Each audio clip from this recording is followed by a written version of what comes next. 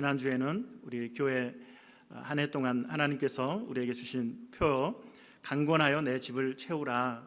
사실 이 말씀을 계속해서 제 마음에 묵상할 때 우리 성도님들이 부담을 많이 가지겠다 이런 생각도 하기도 했지만, 우리 이은재 집사님 기도해 주셨던 것처럼 이것이 하나님께서 한 영혼을 살리라는 귀한 하나님의 말씀이기 때문에 우리가 순종하게 될 때 하나님께서 크신 은혜를 베풀어 주실 줄로 믿습니다.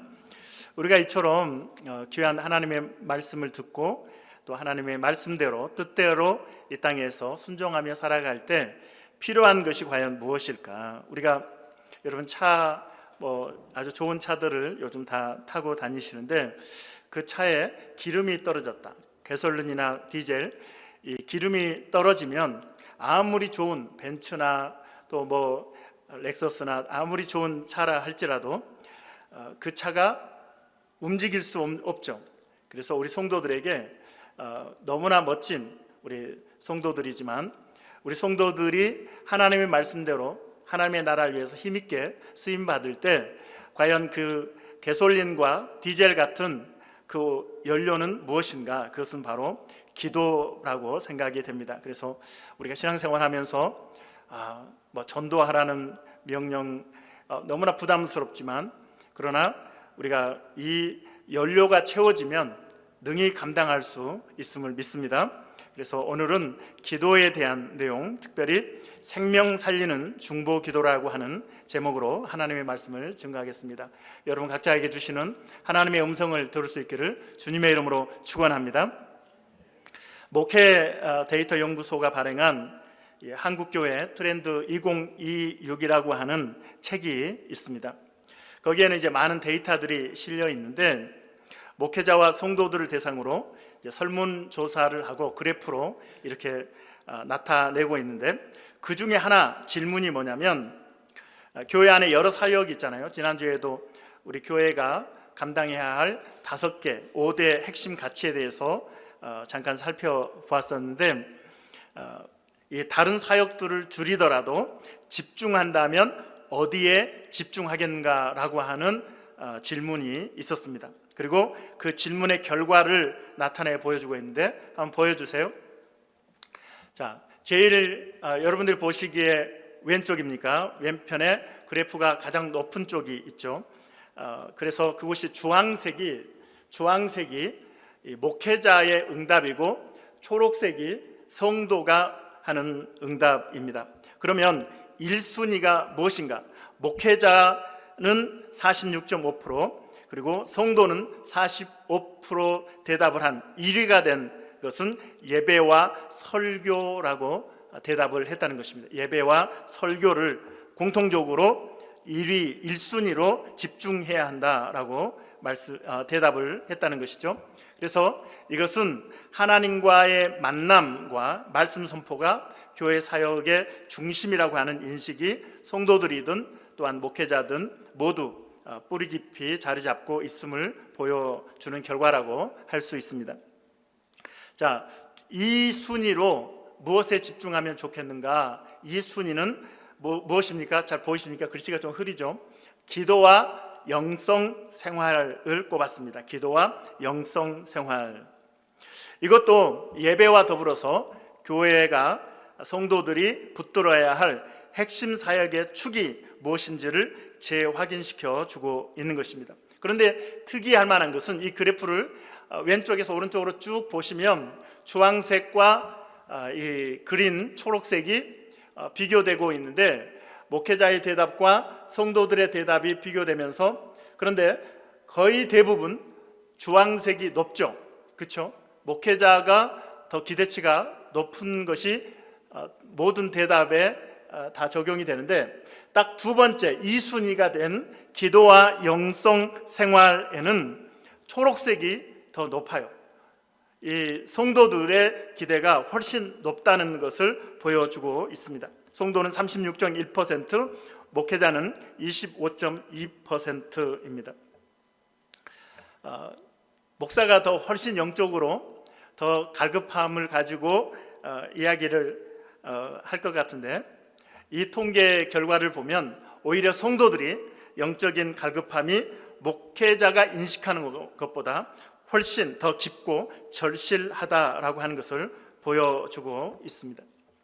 오늘날 우리는 AI나 또 최첨단 그리고 로켓을 계속 이제 우주로 쏘아 올리는 그러한 시대 가운데 우리가 살고 있습니다.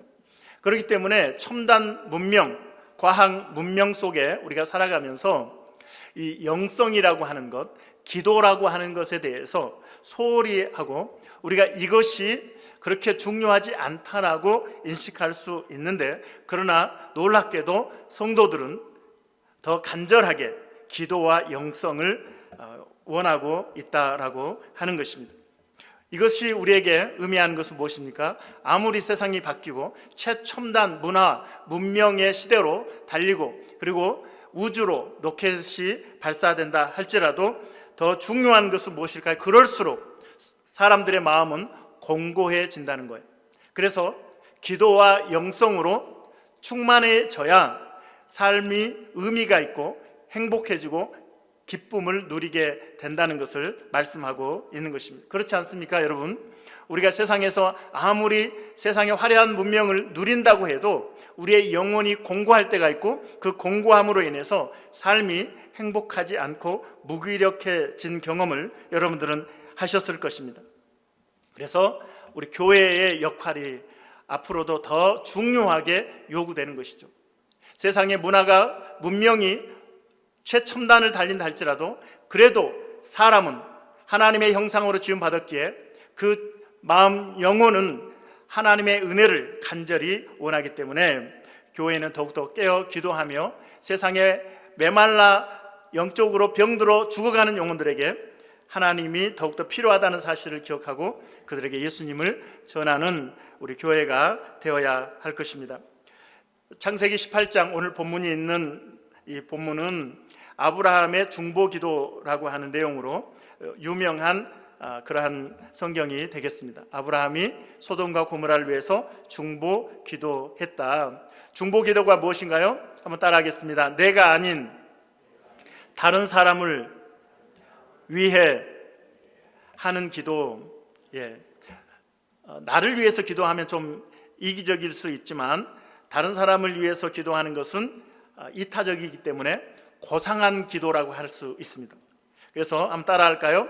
중보기도는 고상한 기도다. 하나님이 기뻐하시는 고상한 기도인 것이죠.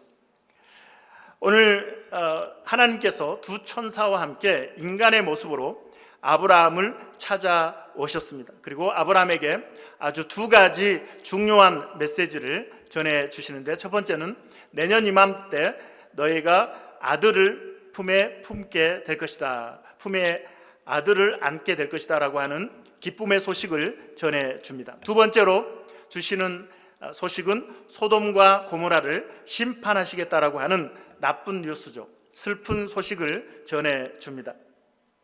하나님께서는 아브라함이 풍성하게 대접을 해 주었고, 하나님께서는 그 대접을 받으신 후에 아브라함에게 말씀하시는데 이렇게 말씀하십니다. 창세기 18장 17절, 여호와께서 이르시되 내가 하려는 것을 아브라함에게 숨기겠느냐. 자, 이 말씀에서 여러분 무엇이 느껴지십니까? 하나님의 어떤 마음이 느껴지시나요? 아브라함을 친밀하게 여긴다, 친구가 아니냐라고 말씀하고 있는 거죠. 실제로 야고보서 2장 23절에 보면 하나님은 아브라함을 벗으로 친구로 여기셨다라고 기록을 하고 있습니다. 친구는 어떻습니까? 대화를 많이 하죠. 그리고 비밀도 내가 너에게만 이야기하는 거야. 너는 나에게 가장 친한 친구니까 내가 너에게 비밀을 이야기해 줄게 라고 비밀을 서로 주고받는 것이 친한 관계의 친구들인 것이죠. 성도들은 하나님과 기도를 통해서 대화합니다. 할렐루야. 우리가 기도한다는 것은 하나님과 친밀한 교제를 나눈다라고 하는 것을 의미합니다. 그래서 예레미야 33장 3절에 보면 함께 보겠습니다. 같이 읽습니다. 너는 내게 부르짖으라. 내가 내게 응답하겠고 내가 알지 못하는 크고 은밀한 일을 내게 보이리라. 자, 두 가지죠. 기도하면 응답을 주시고 또 한 가지, 기도하면 은밀한 일, 시크릿, 하나님의 시크릿, 하나님의 비밀. 너 내 친구니까 너에게 내가 이 비밀을 이야기해 줄게. 세계를 경영하시는 하나님께서 비밀을 누설하시는 거예요. 누구에게? 친구에게. 누구에게? 기도하는 사람에게. 기도하는 성도, 친밀한 성도에게 시크릿을, 하나님의 시크릿을 말씀해 주신다라고 하시는 것이죠. 자, 오늘 이제 아브라함이 이 두 가지 소식을 들었습니다. 첫 번째는 그렇게도 수십 년 기다려왔던 그 아들을, 드디어 약속의 아들을 100세에 품에 안게 될 것이라고 하는 소식을 들었습니다. 그러면 여러분이라면 어떻게 하겠어요? 얼마나 행복하겠습니까? 그런데 거기에 대한 반응이 그렇게 기록이 되어 있지 않아요. 아브라함이 뛸 듯이 기뻐하였더라, 온 동네방네 소리를 지르고 다녔더라, 뛰어다녔더라, 뭐 이런 이야기가 없어요. 반면에 소돔과 고모라가 심판받을 거라고 하는 그 소식에 대해서 아브라함은 격렬하게 반응을 보이고 있다라고 하는 것입니다. 여기서 우리는 아브라함의 그 마음에 있는 긍휼의 마음을 엿볼 수 있는 것이죠. 중보기도를 누가 할 수 있습니까? 긍휼의 마음이 있는 사람이 중보기도를 할 수 있습니다. 아브라함은 사람의 모습을 가지고 하고 찾아온 하나님과 두 천사를 대접했습니다. 극진히 대접하죠. 그리고 히브리서 13장 2절에 보면 아브라함이 부지 중에 천사를 대접했다라고 기록하고 있습니다. 이 말은 무엇을 의미합니까? 하나님인 줄 알고 천사인 줄 알고 대접했다는 것이 아니고, 평상시에 아브라함은 나그네들이 지나가면 그 나그네들에게 대접하는 사람이었고, 그러다 보니 자기도 모르게 천사들을, 하나님을 대접하는 일이 생겼다라고 말씀하고 있는 것입니다. 중보기도도 마찬가지죠. 그동안에 중보기도를 안 하던 사람이 갑자기 중보기도 할 수는 없습니다. 여러분 기도 생활을 해보셔서 아시잖아요. 한순간에 갑자기 중보기도 할 수 있는 것은 아니고, 아브라함은 긍휼의 마음을 가지고 중보기도를 했던 사람이기 때문에 소돔과 고모라를 위해서 늘 기도했던 사람이니 지금 절박하게 하나님 앞에 중보기도를 하게 된 것입니다. 우리의 신앙생활은 마찬가지입니다. 우리의 신앙생활은 꾸준함이 능력입니다. 한번 따라하겠습니다. 신앙은 꾸준함이 능력이다. 꾸준함이 능력입니다. 꾸준하게 신앙생활하는, 꾸준하게 기도생활하는 우리 성도들이 되어지기를 주님의 이름으로 축원합니다. 아브라함은 하나님께서 직접 소돔과 고모라를 살펴보기 위해서 오셨다는 이 사실을 듣고는 아마도 자기 고향에서 보았던 바벨탑을 생각했다고 생각이 됩니다. 바벨탑, 이 아브라함은 갈대아 우르 출신이잖아요. 바벨탑이 세워져 있었는데 하나님이 내려오셔서 그 공사를 중단시키시죠. 그래서 폐허가 된, 짓다가 중단된 이 바벨탑을 보면서 이 아브라함은 성장했을 것입니다. 그러므로 하나님이 오셨다는 것은, 이것은 아주 심각한 문제라는 것을 그는 깨닫게 되었고, 하나님 앞에 나아가서 하나님의 앞을 가로막습니다. 그리고 하나님, 의인과 함께, 악인과 함께 의인을 멸망시키시렵니까? 자, 창세기 18장 23절부터 24절 같이 읽겠습니다. 23절 시작. 아브라함이 가까이 나아가 이르되 주께서 의인을 악인과 함께 멸하러 하시나이까? 그 성 중에 의인 50명이 있을지라도 주께서 그곳을 멸하시고 그 50인을 위하여 용서하지 아니하시리이까? 의인 50명이 있으면 그 50명이 있는데도 소돔과 고모라를 멸하시겠습니까? 라고 하나님께 말씀드립니다. 그러자 하나님께서 50명이 만약에 있다면 내가 소돔성을, 고모라를 멸망시키지 않겠다고 말씀하십니다. 아브라함 좀 생각해 보니까 50명은 좀 많은 것 같아요. 하나님 5명이 줄어든 45명 어떻습니까? 45명의 의인이 있으면 어떻게 하시겠습니까? 40명이면 어떻게 하시겠습니까? 의인 30명이 있으면 어떻게 하시겠습니까?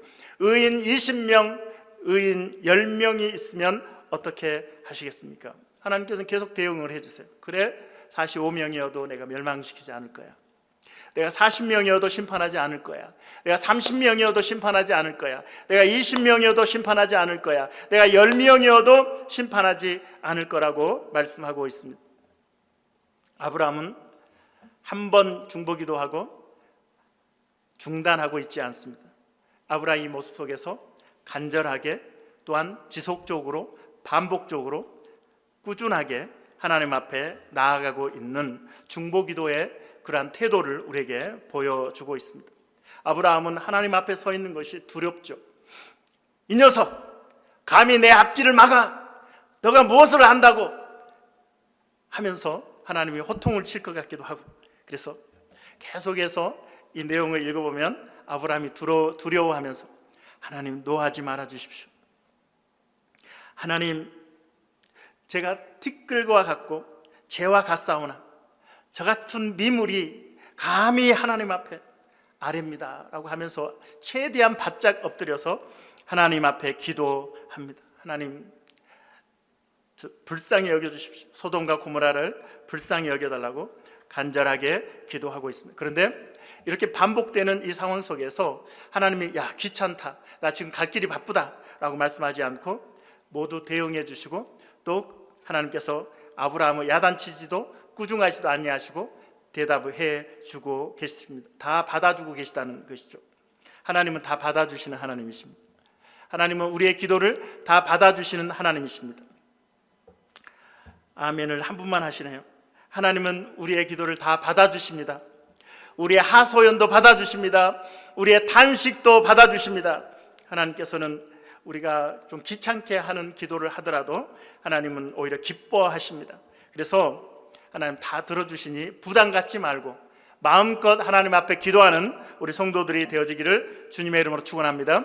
아브라함은 이제 10명에서 멈추게 됩니다. 아마도 롯의 가족, 자기 조카 롯을 생각하면 그래, 우리 조카 가족만 해도 한 10명 정도는 되지 않을까, 뭐 사위들까지 이렇게 하면 10명 정도는 넘지 않을까, 그러면 10명이면 됐다라고 아마 생각을 했던 것 같습니다. 그러나 소돔과 고모라는 그 10명이 없어서 유황불에 모두 멸망을 당하고 말았습니다.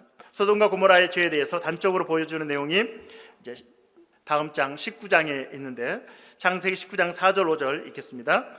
4절에 보면, 자, 그들이 눕기 전에, 그들은 누굽니까? 천사들입니다. 천사들.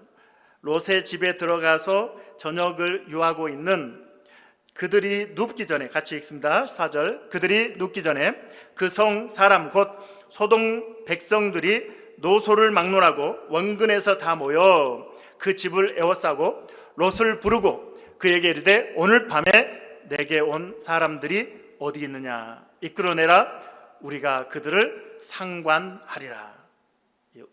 우리가 그들을 상관하리라. NIV 성경이거든요. 밑에 보면 뭐라고 되어 있습니까? We can have sex with them 이라고 번역을 해 놓았습니다.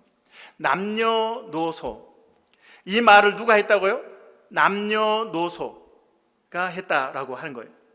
그 성에 있는 모든 사람들이 어린아이부터 어른아이까지 남자 여자들이 이 이야기를 했다라고 하는 것입니다. 성적으로 얼마나 타락한 도시였는지를 우리에게 단적으로 보여주고 있는 것이죠. 고린도전서 6장 9절로 10절에 보면 심판을 받는 그러한 하나님의 나라를 유업으로 받지 못하는 죄에 대해서 이렇게 말씀하십니다. 자, 9절부터 보겠습니다. 같이 읽습니다. 불의한 자가 하나님의 나라를 유업으로 받지 못할 줄을 알지 못하느냐. 미혹을 받지 말라. 어떤 자? 음행하는 자나, 또 우상 숭배하는 자나, 간음하는 자나, 탐색하는 자나, 남색하는 자나, 도적이나 탐욕을 부리는 자나, 술 취하는 자나, 모욕하는 자나, 속여 빼앗는 자들은 하나님의 나라를 유업으로 받지 못하리라. 성경은 이처럼 하나님의 나라를 유업으로 받지 못하는 죄에 대해서 말씀을 하고 있고, 이러한 죄를 범한 소돔과 고모라에 대해서 하나님이 심판하신 것입니다. 그러나 중요한 것은 무엇입니까? 우리가 며칠 전까지 큐티했던 요나서에서는 어떤 결과가 나왔습니까? 요나가 니느웨 성에 가서 3일 길을 걸어야 되는 큰 성임에도 성의 없이 하루만 걸으면서 하나님이 너희들을 심판하실 거야 라고 하는 성의 없는 메시지 외침에도 불구하고 왕에서부터 어린아이까지 금식하고 베옷을 입고 회개했습니다. 죄에서 떠나서.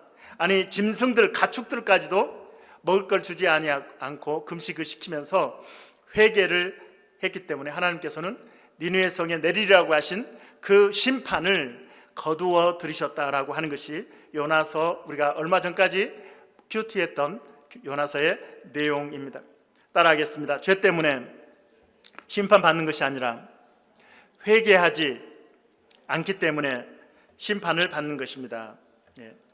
우리는 연약해서 실수하고 넘어집니다. 죄를 범합니다. 그러나 중요한 것은 하나님은 우리에게 회개하라고 하시는데, 요한 1서 1장 9절, 만일 우리가 우리 죄를 자백하면 저는 미쁘시고 의로우사 우리 죄를 사하시며 모든 불의에서 우리를 깨끗게 하신다고 약속하셨습니다. 회개하면, 우리의 죄를 자백하면 용서해 주시는 분이 하나님이십니다. 할렐루야. 그래서 죄 때문에 심판을 받는 것이 아니라 회개하지 않기 때문에 심판을 받은 것입니다. 소돔과 고모라가 유황불에 불타고 멸망을 당함으로 아브라함의 기도가, 중보 기도가 실패한 것처럼 우리에게 보여집니다. 하지만 아브라함의 그 중보 기도는 헛되지 않았습니다.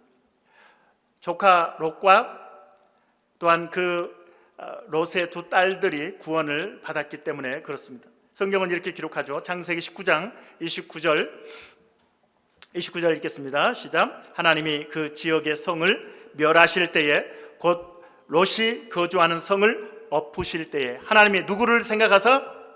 아브라함을 생각하사 롯을 그 엎으시는 중에서 어떻게 했습니까? 내보내셨더라. 아브라함의 중보 기도는 헛되지 않았습니다. 아브라함의 중보 기도는 죽어가는 생명을 살리는 결과로 나타나고 있습니다. 기도는 헛되지 않습니다. 할렐루야. 하나님은 여러분의 기도를, 성도의 기도를 들으시는 분이십니다. 특별히 영혼을 위해서 중보 기도할 때 하나님은 그 생명을 살려주십니다. 저와 여러분을 하나님이 부르셨습니다. 하나님의 자녀로 부르셨습니다. 구원으로 부르셨습니다. 할렐루야. 우리가 예수님을 구원자로 믿음으로 우리는 구원받았습니다. 동시에 우리에게 사명을 주셨습니다.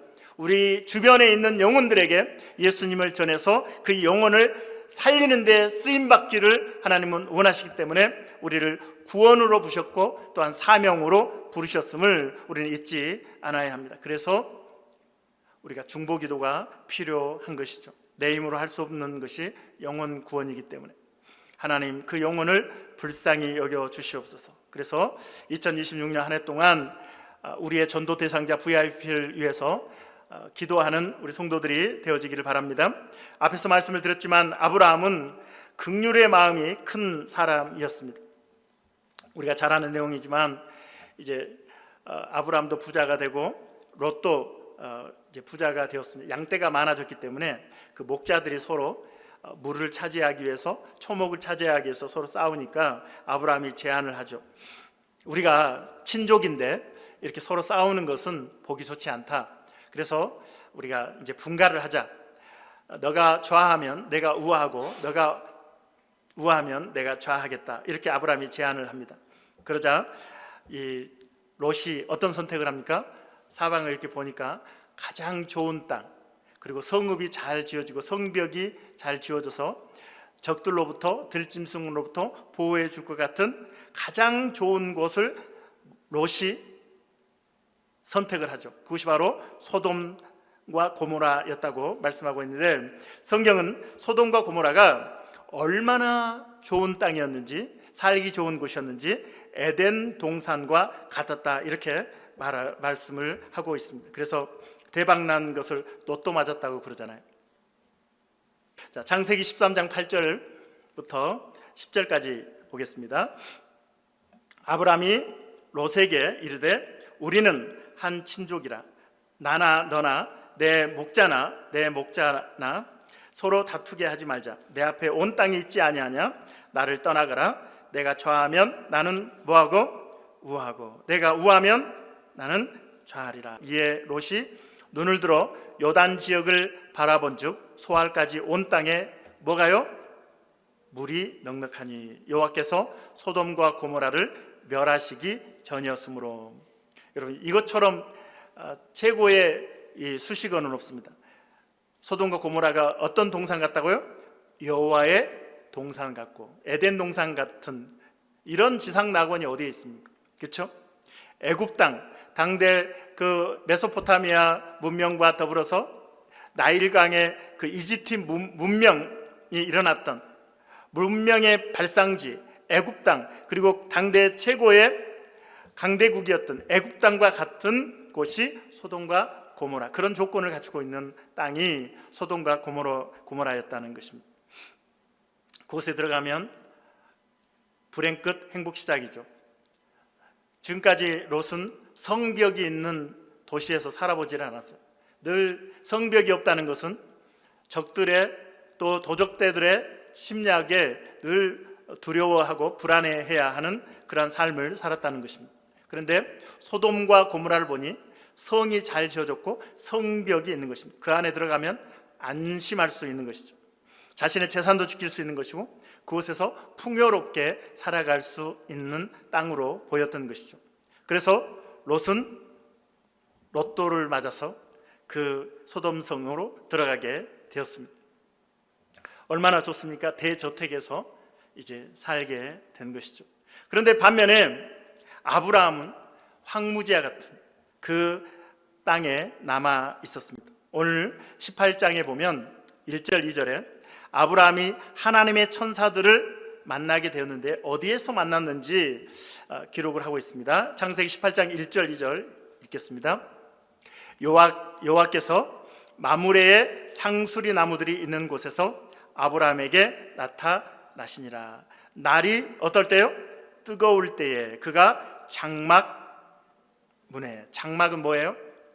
뭐라고 되어 있습니까? 장막? 텐트라고 되어 있죠. 텐트. 조카는 성이 잘 성벽이 잘 쌓여져 있고 그리고 저택이 잘 지어져 있는 소돔과 고모라에 살고 있는데 그 아브라함은 지금 텐트에 살고 있어요. 그것도 날이 뜨거우면 텐트 안에서 여러분 뜨거운 그 햇볕을 맞아 보셨습니까? 아주 뭐 그 안에서 그 사우나죠. 그렇죠? 아브라함은 여전히 텐트 생활을 하고 있고 조카 롯은 소돔과 고모라에서 대저택에서 살고 있었던 것이죠. 자, 2절 읽습니다. 눈을 들어 본즉 사람 셋이 맞은 편에 서 있는지라 그가 그들을 보자 곧 어디에서? 장막문에서, 자기 텐트에서, 텐트 앞에서 아이고 더워 부채질하고 있는 거죠. 아이고 더워 하면서 부채질하고 있다가 나그네를 보고 달려간 거죠.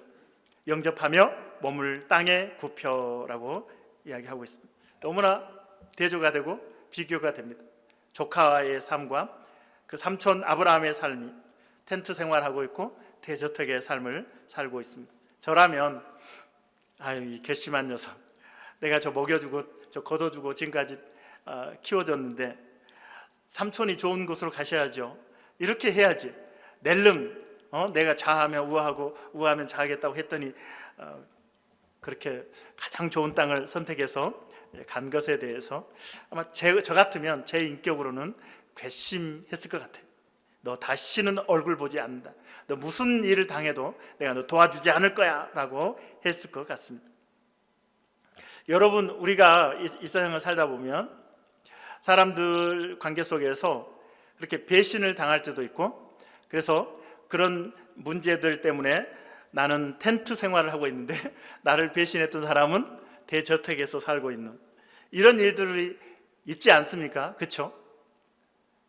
한 번쯤 다 겪어보셨잖아요. 그렇죠? 배신의 아픔, 뒤통수 맞는 아픔을 다들 경험해 보셨을 텐데 아브라함은 이 괘씸한 녀석을 위해서 그런 괘씸한 마음도 품지 않고 중보기도를 하고 있다라고 하는 것입니다. 이게 참 귀한 거죠. 그렇죠? 이 아브라함이 믿음의 조상인 거죠.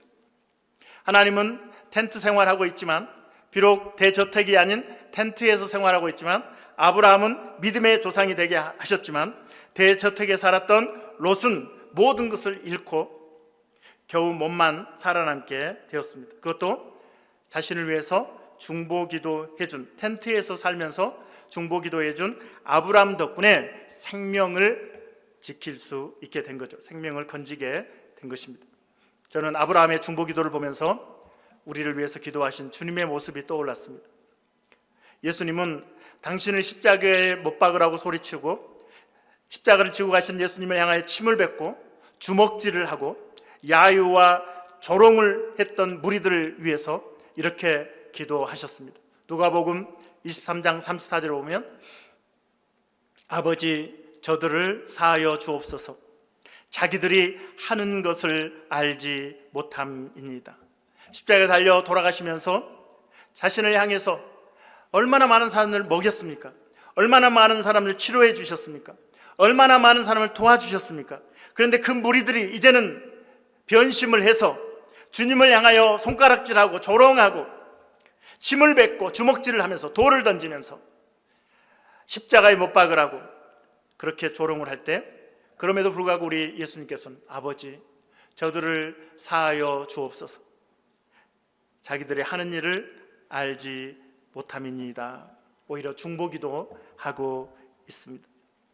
예수님께서 이 세상의 영혼들을 위해서 지금도 중보하고 기도하고 계신데, 이 세상에서 단 한 명 구원을 받아야 한다고 할 때 주님은 무엇이라고 기도할까요? 하나님은, 우리 주님은 단 한 명이 구원받아야 한다면 이렇게 기도하실 것 같습니다. 하나님, 김집사를 살려주시옵소서. 하나님, 손집사를 살려주시옵소서. 하나님, 채집사를 살려주시옵소서. 하나님, 이집사를 살려주시옵소서. 하나님, 나집사를 살려주시옵소서. 하나님, 심집사를 살려주시옵소서. 하나님, 송집사를 살려주시옵소서. 또 누구 남았습니까? 하나님, 박집사를 살려주시옵소서. 하나님은 여러분 한 사람을 위해서 중보기도 하시는 분이십니다. 예수님은 하나님, 내가 저 집사님 또 저 청년 저 성도를 위해서 모든 죄를 짊어지고 십자가에 달려 피 흘려 죽었습니다. 내 보혈로 저 영혼을 살려 주시옵소서. 저와 여러분을 위해서 지금도 중보기도 하시는 우리 예수님을 여러분 잊지 않기를, 그 은혜를 기억하시기를 주님의 이름으로 축원합니다. 이제 말씀을 마무리하도록 하겠습니다. 나이를 들면 근육보다는 근력이 중요하다고 합니다. 이제 제 아이들은 이제 남자 아이들이니까 이제 운동을 하고 거의 옷을 안 입고 다녀요 집에서.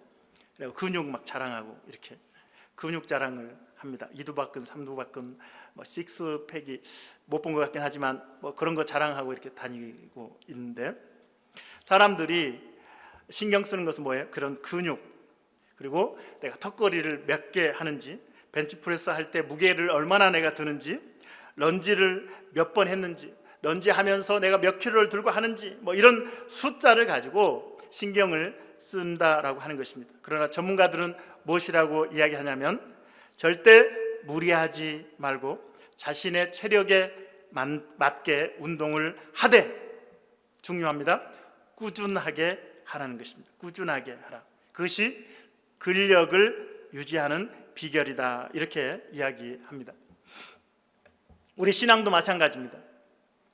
우리 신앙도 한꺼번에 내가 오늘 하루 종일 성경을 읽겠습니다, 내가 오늘 8시간 기도하겠습니다가 아니고 매일매일 조금씩 내 분량만큼 내 신앙에 맞춰서 내가 꾸준하게 매일매일 기도와 말씀 생활을 하는 것이 중요합니다. 그 경건 생활을 통해서 영적인 근력이 우리가 유지되게 되는 것입니다. 할렐루야. 그래서 우리의 경건 생활, 말씀과 기도의 경건 생활의 꾸준함을 통해서 시험이 와도 그것을 이겨낼 수 있는 것이죠. 여러분이 이제 VIP를 놓고 기도하실 텐데, 기도하면 아브라함처럼 이 아브라함의 중보기도를 배우셔서 꾸준하게 기도하시면 그 여러분의 중보기도는 따라합니다. 생명을 살리는 중보기도. 생명을, 얼마나 멋집니까? 생명을 살리는 중보기도가 될 것입니다. 오늘 마지막으로 영상 하나, 짧은 영상 보고 우리 설교를 마치도록 하겠습니다. 부모님의 기도로 이렇게 살아오셨는데 아까 말씀하실 때 또 어려운 일이 있어서 또 그 후에 나의 하나님을 만나게 됐다고 하셨는데 그러니까 저희 이제 집에 기도를 가장 많이 하시는 매일 새벽 기도하시는 할머니 그리고 저를 위해서 매일 밤에 몰래 들어와서 기도하셨던 저희 아버지 그 두 분이 한 번에 돌아가셨어요. 4개월 간격으로 2015년도에. 그러면서부터 이제 제가 하는 일들이 안 되기 시작하더라고요. 근데 그 전까지는 너무 일이 잘 되니까 사람들이 저를 보면 야 너는 진짜 너무 좋겠다. 맨날 저를 부러워하고 그랬어요. 왜냐하면 너무 다 모든 게 다 잘 되니까. 그래서 저는 제가 금손인 줄 알았거든요. 근데 그게 이제 2015년도에 두 분이 돌아가시고 기반이 흔들리고 하여튼 제가 누리고 있는 모든 게 다 흔들리는 거예요. 어떻게 하나라도 성한 게 없이 흔들리는 걸 보고 그때 정신을 바로는 못 차리고 네, 한 3년 정도 후에 차린 것 같아요. 어떤 계기로 본인 표현대로 정신을 차리셨나요? 그러니까 제가 이제 3년을 헤매고 다니니까 왜냐면 저는 이제 일단 원인이 뭔지 몰랐고 그게 이제 기도로 두 분이 받쳐줘가지고 제가 여태까지 왔다는 걸 잘 몰랐기 때문에 기도의 원리도 잘 몰랐기 때문에 저는 기도 잘 하지 않았고 이제 3년을 헤맸는데 우리 하나님이 좋으신 하나님이 그때가 이제 제가 제 인생으로 보면 이제 내리막길이 중간 정도예요. 바닥이 아니고 이제 한참 더 내려가거든요. 그 다음부터. 근데 하나님이 그 상태로 바닥까지 내려가면 제가 이제 못 버틸 거를 아시니까 중보자를 붙여주시더라고요.